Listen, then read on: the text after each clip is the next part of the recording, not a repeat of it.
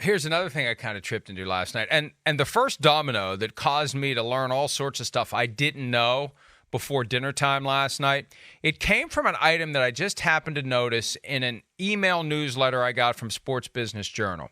Ben Fisher reported that last week when the owners gathered in Minneapolis to approve the sale of the Commanders from Daniel Snyder to Josh Harris, that wasn't the only item of business on the docket. The owners also approved a measure that prevents owners individually from giving equity to players or other employees. Clark Hunt, the chair of the Finance Committee, wrote a memo that had 8 different reasons why that should be the case.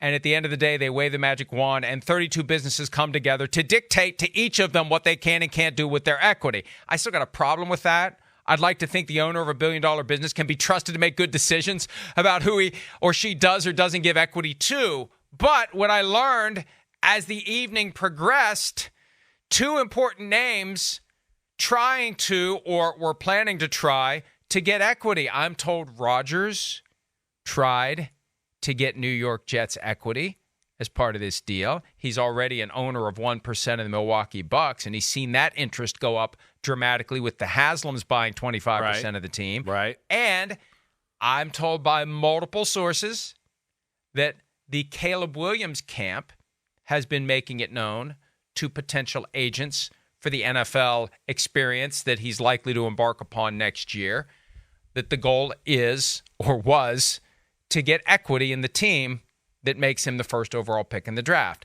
That ship has now sailed because the league has decided no equity for nobody moving forward. And it's weird because there wasn't any deal like that. They're putting the furniture in front of the door. They see what's coming. Right. And they're not going to get themselves in a position where they have to start giving a piece of ownership that can appreciate and mushroom out of control. They're not going to give that to any players, any coaches, any front office people. They're not giving it to anybody. No, yeah, I mean, listen, I understand that. I think that's a slippery slope. I do. There's a lot that could go into that conversation. And I got to think the other thing that's playing into this, Mike, Caleb Williams, Aaron Rodgers, and what else that happened this offseason? Tom Brady and the Raiders. And all that going on. I'm sure that was a little bit in the back of the mind of some of these owners as well, right? So I understand that. They're getting out in front of that. I mean, listen, percentage of the salary cap and all that is one thing. Equity or ownership of a team, that's a whole different ballpark as far as that's concerned. So, hey, Caleb Williams, you're about to get a ton of money. Just kick some butt at USC, and it'll all take care of itself. But, yeah, equity, I don't see that happening at any time, ever. I know it's not now, but I would have never said – I would have said slammed the door never. on it. Yeah, right. Well, but here's where the lawyer brain kicks in, okay? The league has decided on its own that there will be no equity available to players. Does the CBA not already ban equity or for players? Like, why would the league need to do it if the CBA prohibited it anyway, at least as it relates to players? So it has me wondering, is this permissible under the CBA? And did they bargain with the NFL Players Association before slamming the door on the possibility of giving equity to players? And if they didn't, it's got collusion written all over it. It's the kind of thing that the league's not allowed to do. If there is something that teams individually are permitted to do under the labor deal, and the league swoops in without negotiating with the union and says, you can't do that, that's collusion per se, on its face, violation.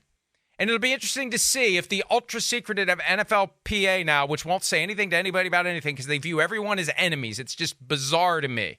It'll be interesting to see if the NFLPA reacts to this and says, you, NFL, have committed a collective act of collusion by preventing teams from individually deciding to give Aaron Rodgers a piece of the team, to give Joe Burrow a piece of the team, to give Caleb Williams a piece of the team, to give anybody who's a player a piece of the team.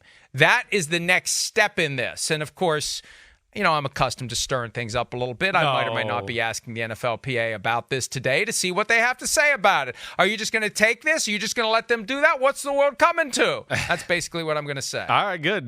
Bring it. We got to hear the answers to that type of stuff. But yeah, that's one where, you raised some very interesting questions and points there. I'm with you all the way. But man, yeah, I don't even know. Even me, pro player over here, and I don't know if I could even get behind equity. I think equity and just go, wait.